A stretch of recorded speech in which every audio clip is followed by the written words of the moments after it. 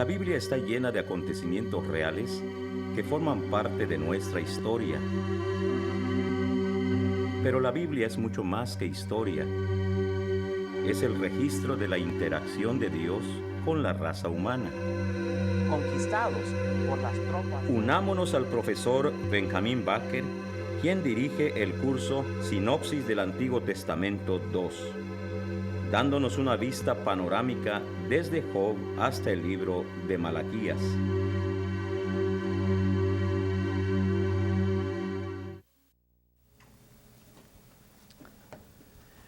Bienvenido a un estudio sobre Jeremías y Lamentaciones. Vamos a acompañar al profeta en la visita que realizó al alfarero en capítulo 18. La alfarería es una artesanía conocida desde 4000 años antes de Cristo. El alfarero judío tuvo una rueda o torno muy similar a esta. Básicamente tenía dos ruedas hechas de piedra sobre un eje. La piedra superior le servía como una mesa giratoria y la inferior servía para impulsar todo el aparato con el pie. Verdaderamente era un arte porque aún con un motor eléctrico es muy difícil. El primer paso para el alfarero es amasar el barro, porque la consistencia es muy importante para obtener éxito en producir una linda vasija. Cuando yo tenía la edad de Jeremías, viviendo en Colombia, nuestro vecino tenía una fábrica de ladrillos. Muchas veces pasé para ver los procesos, comenzando con la preparación de la arcilla. Las mulas daban vueltas y vueltas para amasar y ablandar bien el material. Isaías hizo la comparación a la forma en que un futuro enemigo del norte vendrá y pisoteará príncipes como lodo y como pisa barro el alfarero. Hay muchas enseñanzas aquí para el cristiano. El agua que usa el alfarero representa el agua de la palabra. En la mano de Dios nos hace apacibles, mansos y tiernos. El Espíritu de Dios lo aplica para quitar las partes que resisten su voluntad. El cristiano que no está en la palabra se endurece, se amarga y no responde a la mano de Dios. La Biblia usa la metáfora del alfarero de muchas maneras. Otra de las metáforas es sobre la fragilidad de los productos del alfarero. Pueden ser atractivos, pero a su vez muy quebradizos. David dijo que las naciones eran así de frágiles en las manos de Dios.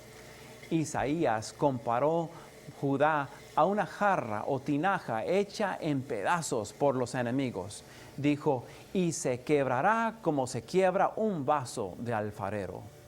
Sin embargo, la experiencia de Jeremías es diferente.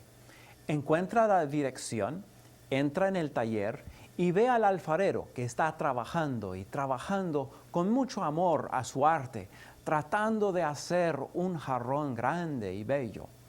Jeremías se queda mirando, obedeciendo la voz de Dios, pero sin entender. Entre los dos no hablan, pero es obvio que el alfarero está un poco frustrado porque el barro le está resistiendo. Está malo, es inferior, tiene piedritas y el alfarero sabe que si deja aquellas imperfecciones, que la jarra no va a resistir el calor del horno.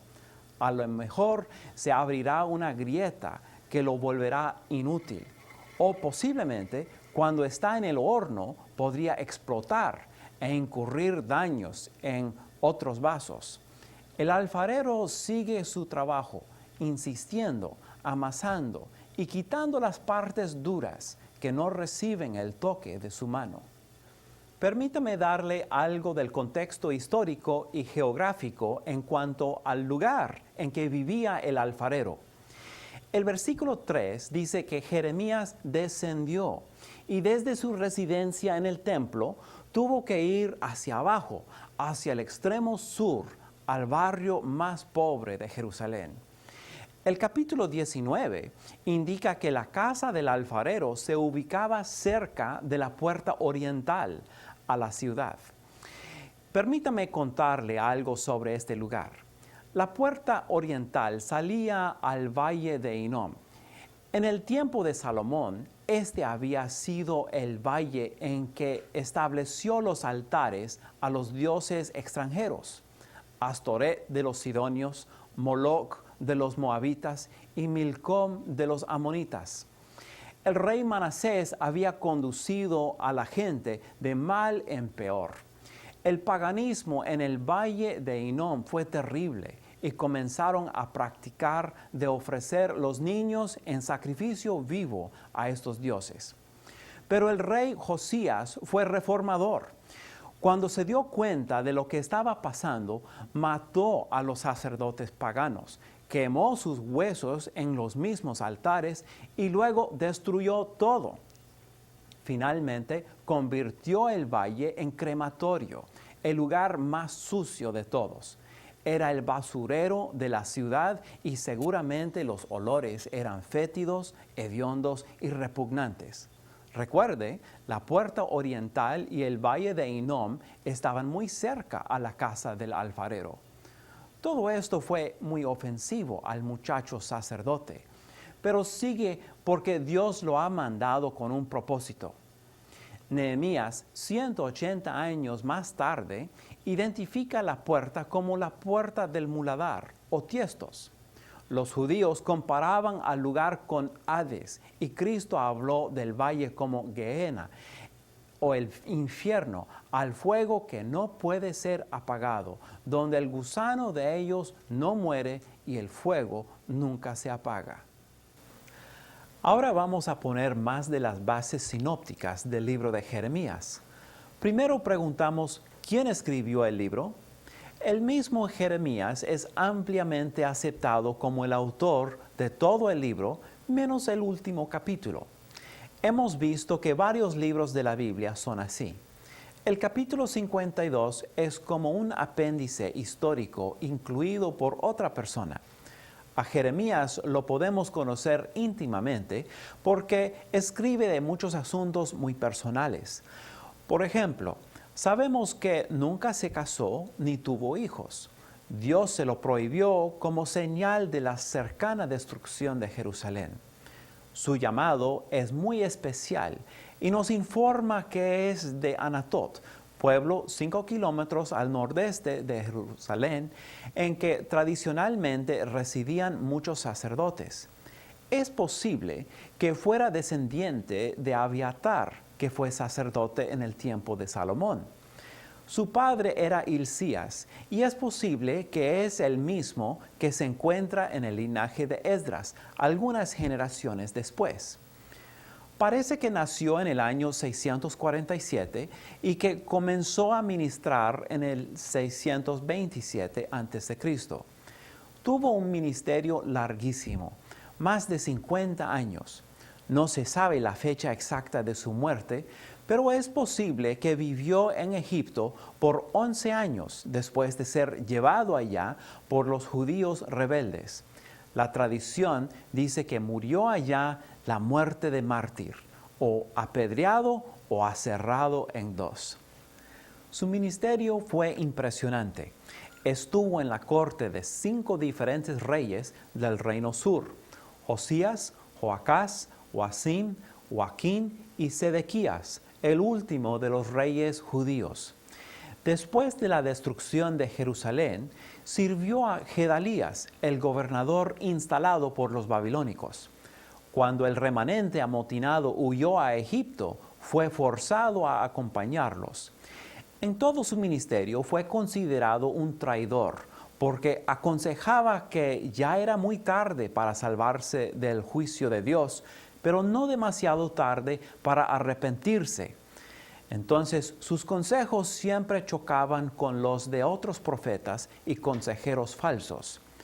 Sin embargo, después de su muerte, cuando Babilonia fue derrotado y los judíos allá pudieron leer sus escritos, se convirtió en héroe, porque se dieron cuenta de que sus predicciones del juicio sobre el enemigo se habían cumplido.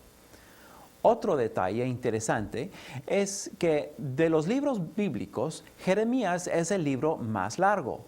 Isaías tiene más capítulos, pero compare usted el número de hojas en su Biblia y descubrirá que Jeremías ocupa más o menos 5 páginas más que Génesis y es igual Isaías.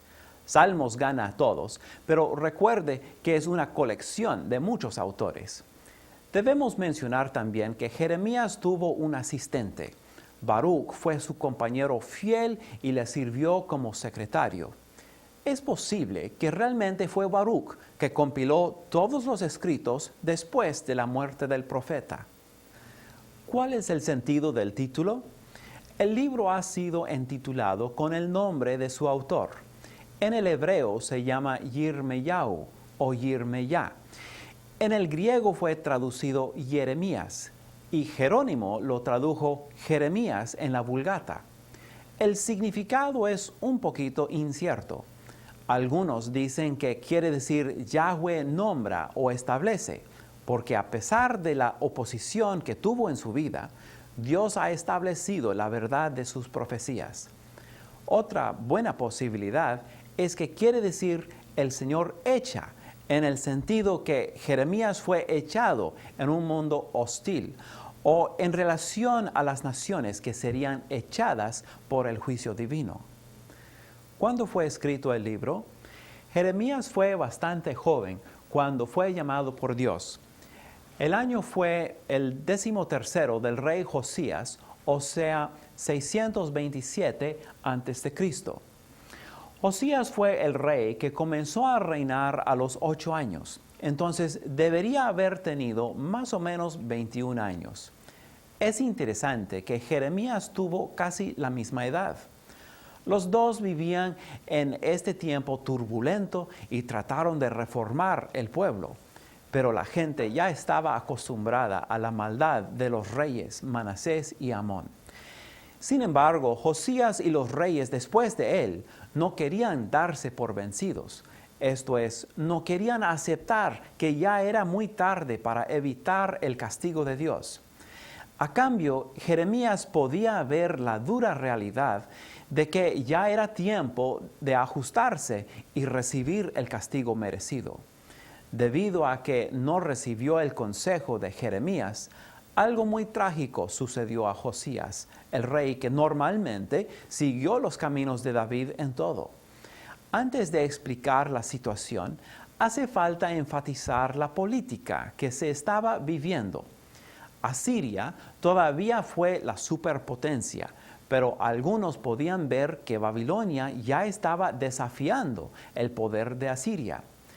Al sur estaba Egipto, aliado con Asiria, y el faraón Necao está tratando de apoyar a los asirios. Bueno, Josías murió porque salió para hacer guerra contra el faraón Necao. Se opuso a que el faraón fuera hacia el norte para ayudar a los asirios.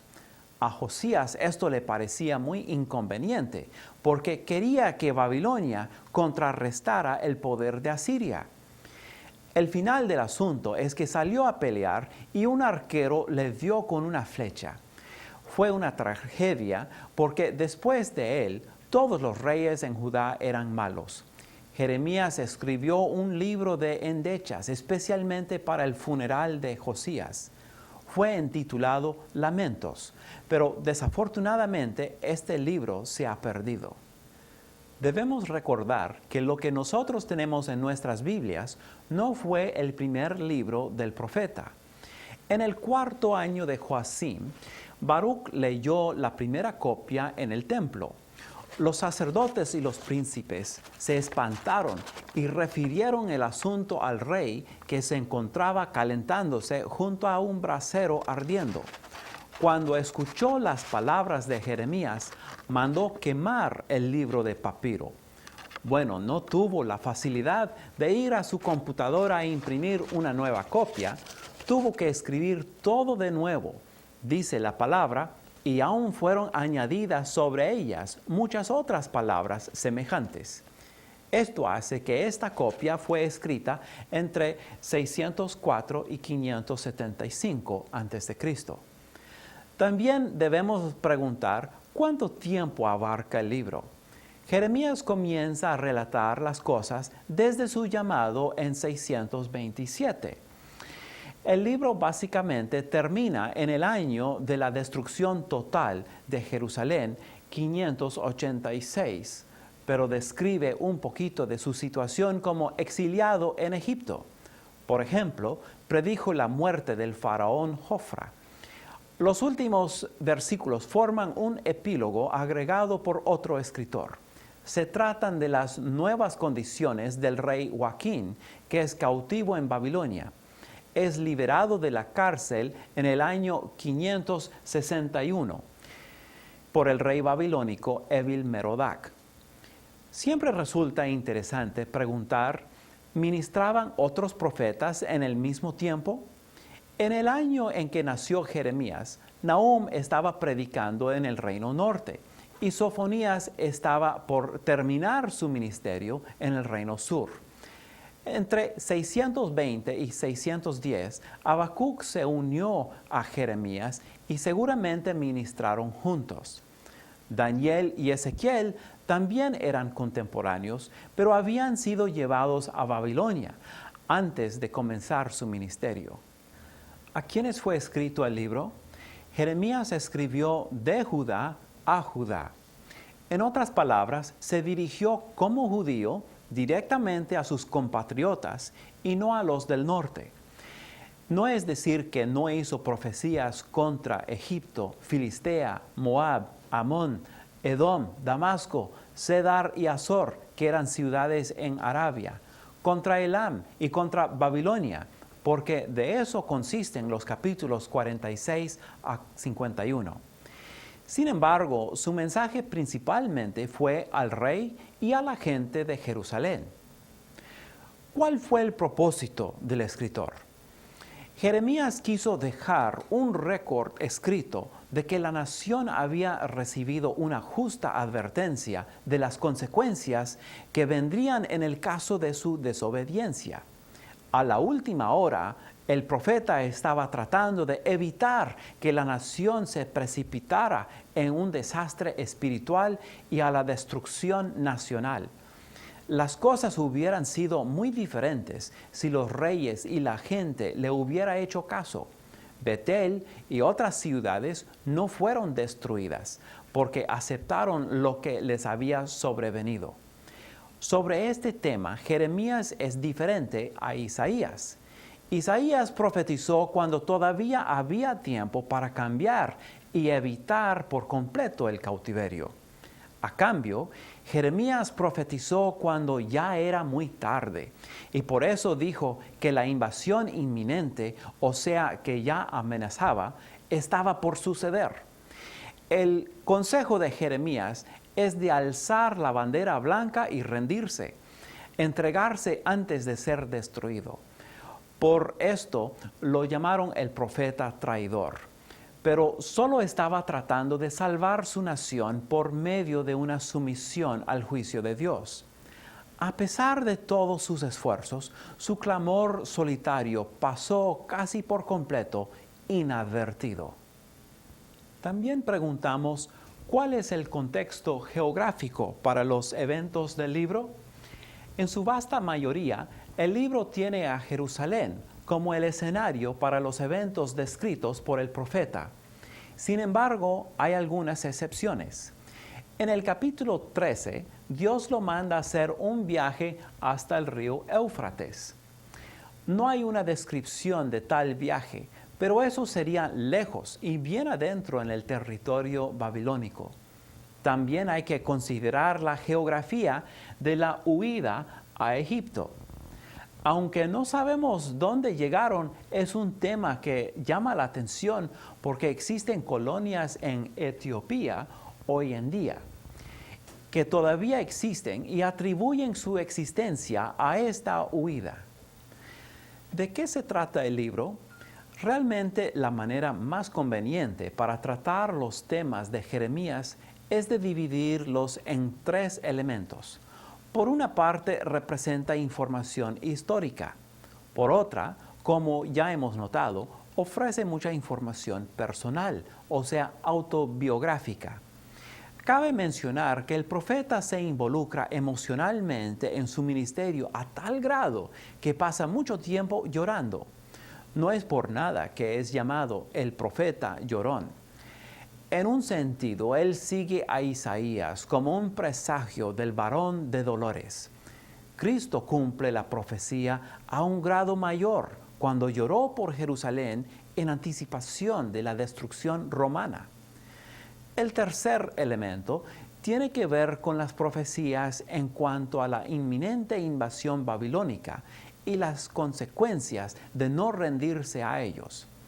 Hemos notado también que hay muchas profecías en contra de las naciones enemigas, vecinas de Judá.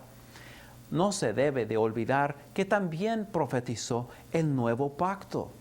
Capítulos 8 y 10 de Hebreos explican el cumplimiento de aquella profecía. En el tiempo que nos queda, vamos a poner nuestra atención en el libro de Lamentaciones. Favorece combinar el estudio de este libro con el de Jeremías, por el hecho de que fue escrito por la mano del mismo autor y porque hay muchas de las mismas circunstancias históricas que influyen en ambos libros. Por eso los libros van juntos en el arreglo de nuestro canon moderno. En realidad debería ir con los libros poéticos, pero los hebreos los colocaron juntos. Otra vez, vamos a usar las mismas preguntas sinópticas, comenzando con ¿quién escribió el libro? Vamos a observar que el libro es anónimo, pero tradicionalmente e históricamente es sin duda el mismo Jeremías. Sin embargo, vale mencionar que ya es otro hombre. El profeta ya es viejo, su vida ha sido muy dura. Los sufrimientos relatados en el libro que lleva su nombre ya pasaron y el hombre está triste. Hubiera sentido fracasado porque la gente no le había hecho caso. Ahora, ¿cuál es el sentido del título? Los hebreos lo llamaban Eká, que traducido es ¿cómo? Es la exclamación que se encuentra 3 veces. Es la primera palabra en capítulos 1, 2 y 4. Jeremías exclama, ¿cómo ha quedado sola la ciudad populosa? Y cómo oscureció el Señor en su furor a la hija de Sión. Y cómo se ha ennegrecido el oro, cómo el buen oro ha perdido su brillo. Son expresiones muy características del sentimiento del profeta. Más tarde los rabinos le pusieron nombre Kinot. Esta palabra fue usada en Jeremías 7:29, donde significa gemidos altos, como las de un canto fúnebre. Pues en realidad nosotros tenemos la palabra lamentaciones, porque los traductores de la Septuaginta tomaron aquella palabra y la tradujeron trenoi, que significa lamentaciones o endechas. Esto refleja perfectamente el estado de ánimo en que se encuentra nuestro profeta. ¿Cuándo fue escrito el libro? Eventualmente hubo 3 invasiones por los babilónicos. En 605 vinieron y llevaron la familia real y muchos jóvenes de la nobleza como Daniel como rehenes. En 597 volvieron y llevaron tesoros y más rehenes, incluyendo a Ezequiel. Finalmente, en 586, Jerusalén fue saqueado, quemado y reducido a cenizas y escombros. Solo dejaron la gente pobre, sin defensas, ni armas, ni educación. Es increíble cerrar los ojos y vivir aquellas circunstancias con Jeremías. Póngase en su lugar. Es escalofriante, pero recuerde que fue un hombre igual a nosotros. Entonces usted puede imaginarse a Jeremías escribiendo Lamentaciones, viendo las cenizas de Jerusalén desde una de las colinas alrededor de la ciudad, posiblemente desde el Monte de los Olivos, o caminando entre las ruinas. En dado caso, el año de escritura sería 586. En un espacio de 3 meses que hubo entre la destrucción y la huida a Egipto, en la cual Jeremías fue forzado a participar. Otra posibilidad es que lo escribió un poco después, desde el exilio que le fue impuesto por los otros judíos que lo llevaron hasta Egipto. En aquel contexto, Jeremías estaría recordando los eventos como si acabaron de suceder, porque el libro está escrito en las palabras vívidas de un testigo ocular. Podemos preguntar, ¿cuánto tiempo abarca el libro? Pero en realidad los 5 capítulos fueron escritos en cuanto a un solo evento, la calamidad nacional. También preguntamos, ¿ministraban otros profetas en el mismo tiempo? En el año 586 solo habían 2 contemporáneos, Daniel y Ezequiel.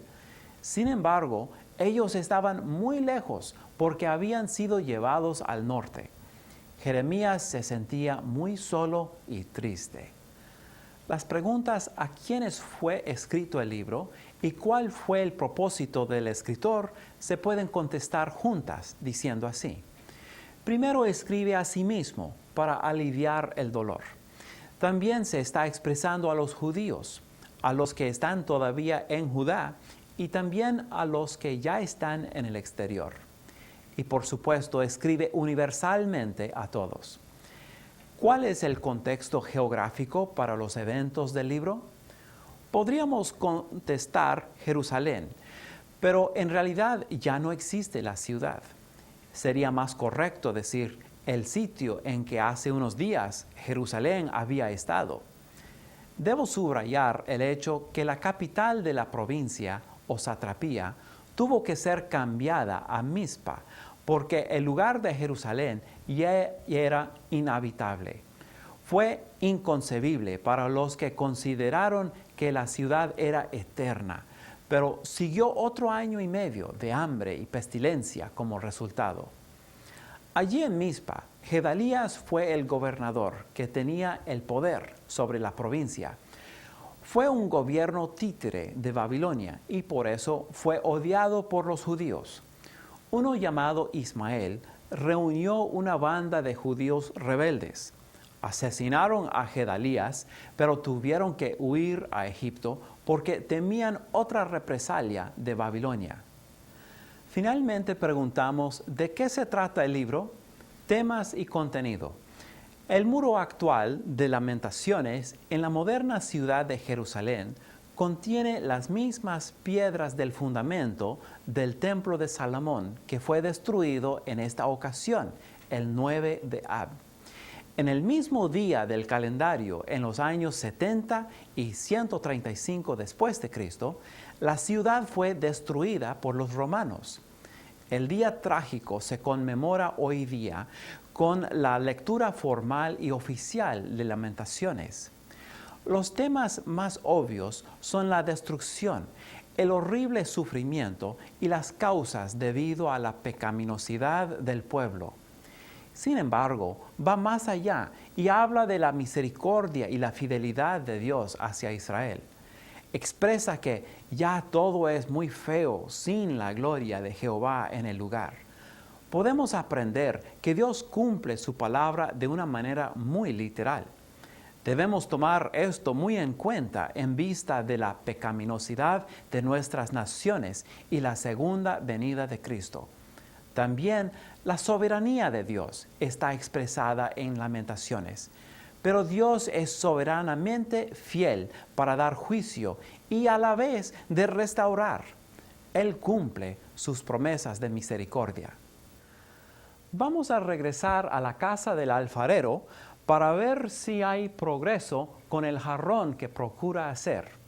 Jeremías todavía está allí, obediente, esperando en Dios, esperando que venga su palabra. La paciencia del alfarero parece infinita con las condiciones malas del material. De repente, su dedo da en una bolita de tierra resistente y toda la obra de arte se echa a perder. Hay un colapso total. Pero milagro de milagros, en lugar de tirar aquel barro malo en la basura, comienza a hacer otra vasija con el mismo barro. Aquel barro no valía la pena, pero el alfarero sigue pacientemente restaurando la forma de la jarra original, pero esta vez con un diseño novedoso. En aquel instante se levantó un velo de los ojos físicos de Jeremías y pudo ver el significado espiritual. Vino la palabra de Dios y le preguntó: ¿no podré yo hacer de vosotros como este alfarero, oh casa de Israel? He aquí que como el barro en la mano del alfarero, así sois vosotros en mi mano, oh casa de Israel. Dios le explicó que por un tiempo habría destrucción y desolación por la mano de alguna nación, pero otra nación vendría para restaurar a Israel. La parábola fue profética y Jeremías vio la primera parte de destrucción. Zorobabel, Esdras y Nehemías vivieron la segunda parte, el cumplimiento de la profecía en cuanto a la restauración de Israel. Dios está comunicando que Él es soberano y que tiene un plan. El barro no puede quejarse con el alfarero diciendo que quiere ser otro tipo de vasija o que no le gustó el trato. Dios destruye la nación si peca y la construye si se arrepienta.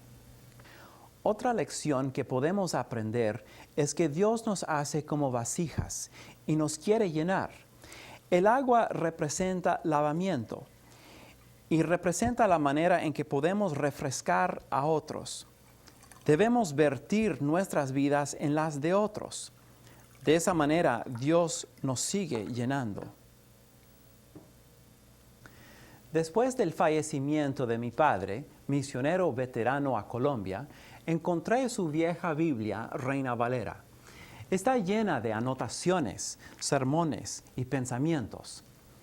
Junto a Jeremías 18 escribió así: la aplicación para nosotros está clara. Haz lo que quieres de mí, Señor. Tú el alfarero, yo el barro soy. Dócil y humilde anhelo ser. Cúmplase siempre en mí tu querer. Hasta pronto. En la siguiente clase estudiaremos los libros de Habacuc y Daniel. Lea bien las profecías de estos hombres de Dios. Habacuc profetizó junto con Jeremías en el mismo tiempo, el mismo reino. Daniel comenzó a profetizar en el mismo tiempo, pero no en Judá, sino en la tierra lejana de Babilonia. Después de la muerte de Jeremías, Daniel siguió su ministerio allá en el norte. Que Dios le bendiga.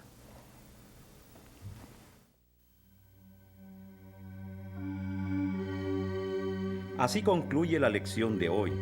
Le invitamos para que nos acompañe la próxima vez cuando el profesor Benjamín Baker continuará con este estudio del Antiguo Testamento 2.